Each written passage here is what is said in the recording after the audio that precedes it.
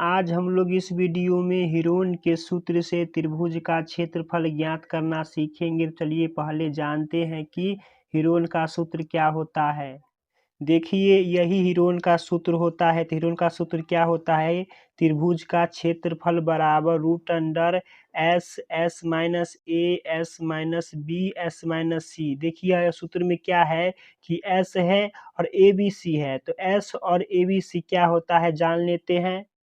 देखिए यहाँ पर ए बी सी त्रिभुज की तीनों भुजाओं की लंबाई होती है और एस अर्ध परिमाप होता है और एस बराबर सूत्र होता है ए प्लस बी प्लस सी और बट्टे 2। तो उम्मीद करता हूँ कि आप समझ गए होंगे कि हीरोन का सूत्र क्या होता है।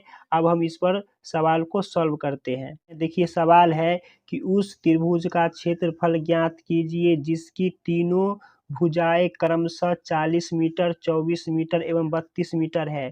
देखिए हल करेंगे। अब पहले क्या करेंगे कि इस प्रकार का एक त्रिभुज बना लेंगे। त्रिभुज का नाम रख लेंगे ए बी सी। आप पी क्यू आर भी रख सकते हैं।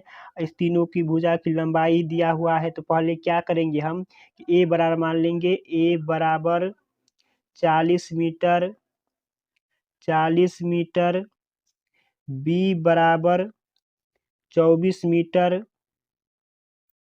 24 मीटर, सी बराबर 32 मीटर।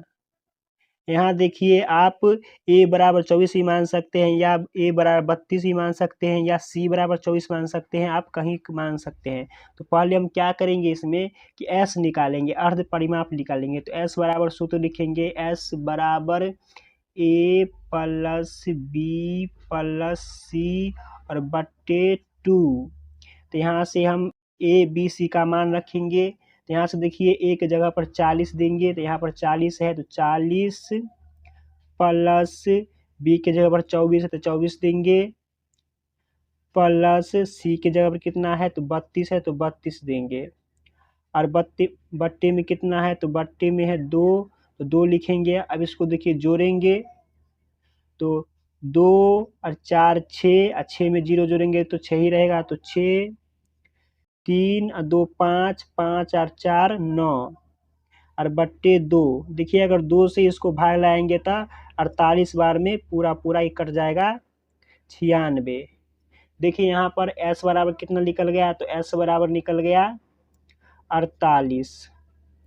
अब देखिए हम हीरोन का सूत्र होता है वो लिखेंगे। तो यहाँ से लिखना शुरू करेंगे कि त्रिभुज ए बी सी त्रिभुज ए बी सी का क्षेत्रफल बराबर क्या होता है तो root S minus A into S minus B into S minus C. तो यहाँ देखिए एस का मान कितना निकला है। यहाँ से एस का मान है 48। तो यहाँ पर हम 48 लिखेंगे इंटू फिर एस है तो एस की जगह पर 48 माइनस ए। तो ए कितना है तो ए है 40। तो यहाँ पर 40 लिखेंगे। फिर एस के जगह पर कितना लिखेंगे यहाँ पर 48 माइनस बी के जगह पर कितना लिखेंगे तो बी के जगह पर 24 लिखेंगे 24। फिर कोष्टक को बंद कर देंगे।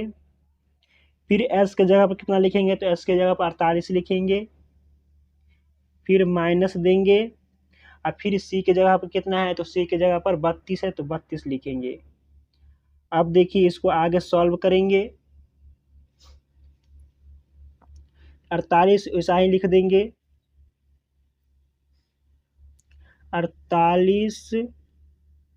अब देखिए इसको घटाएंगे तो 48 में 40 घटाएंगे तो कितना आएगा 8। कोष्टक को बंद कर देंगे। अब देखिए 48 में से 24 घटाएंगे तो 8 में से 4 जाएगा तो 4 और 4 में से 2 घटाएंगे तो 2। 48 में 24 घटाएंगे तो 24 आएगा। फिर कोष्टक को बंद कर देंगे। फिर 48 में से 32 घटाएंगे तो 8 में से 2 घटाएंगे तो 6 और 4 में से 3 घटाएंगे तो 1। अब देखिए, अब इसको क्या करेंगे, यहाँ पर इसको कोष्टक को हटा देंगे,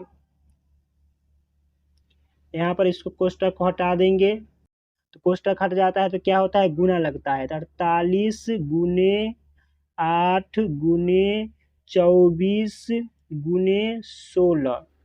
अब देखिए यहाँ पर क्या करेंगे, इसको हम गुना नहीं करेंगे, इसको अलग अलग अभाज्य गुणनखंड करेंगे। तो पहले क्या करेंगे, 48 का अभाज्य गुणनखंड करेंगे। तो यहाँ से करते हैं हम, देखिए 48 का करेंगे तो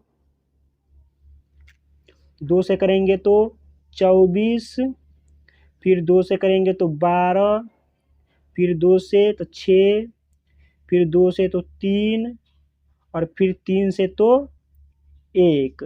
अब देखिए यहाँ से लिखना शुरू करेंगे। अभी सिर्फ 48 का किए हैं, फिर 8 का करेंगे, फिर 24 का करेंगे, फिर 16 का करेंगे। तो यहाँ से लिखेंगे 1 2 3 4, तो 2 4 गो है तो 1 2 3 4 और गुने 3 है, गुने 3। अब देखिए 8 है तो 8 का फिर करते हैं, 2 से 4, 4 से 2 और 2 से 1, तो 3 को 2 है तो गुने देंगे 1 2 3, 3 को 2 लिख दिए। अब कितना 8 का हो गया। अब हम 24 का करेंगे। तो यहाँ से देखिए 48 यहाँ पर ख़त्म हो गया, 24 यहाँ से शुरू हो रहा है। देखिए यहाँ से 1 2 छोड़ के ये जितना भी 2 है, 3 को 2 है और 1 3 है तो लिख लेते हैं। यहाँ से लिखेंगे 2 गुने 2 गुने 2 और गुने 3। अब देखिए 24 का हो गया। अब 16 करते हैं, 16 यहाँ से लिख लेते हैं 16, 2 से करेंगे तो 8, फिर 2 से करेंगे तो 4 और फिर 2 से करेंगे तो 2 और फिर 2 से करेंगे तो 1, 1 2 3 4, तो 4 गो 2 है, 2 गुने 2 गुने 2 गुने 2। अब देखिए सभी का अभाज्य गुणनखंड हो गया। अब क्या करेंगे कि जोड़ा लगा लगा के एक अंक बाहर करेंगे। तो देखिए एक जोड़ा तो 1 2 निकल गया बाहर, फिर एक जोड़ा तो 1 2 निकल गया बाहर, फिर एक जोड़ा तो 1 2 निकल गया बाहर, फिर एक जोड़ा तो 1 2 निकल गया बाहर, फिर एक जोड़ा 1 2 निकल गया बाहर, फिर देखिए एक जोड़ा तो 1 2 बाहर निकल गया, फिर एक जोड़ा तो 1 2 बाहर निकल गया। अब देखिए यहाँ पर 3 है तो यहाँ पर 3 है, तो 2 को 3 है तो एक जोड़ा हो गया तो फिर यह बाहर निकल जाएगा। अब क्या करेंगे, इस सबको गुना कर देंगे।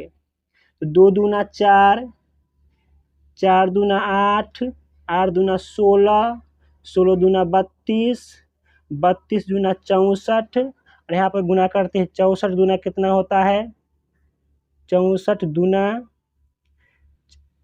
4 दूना 8, 6 दूना 12, 128 आया।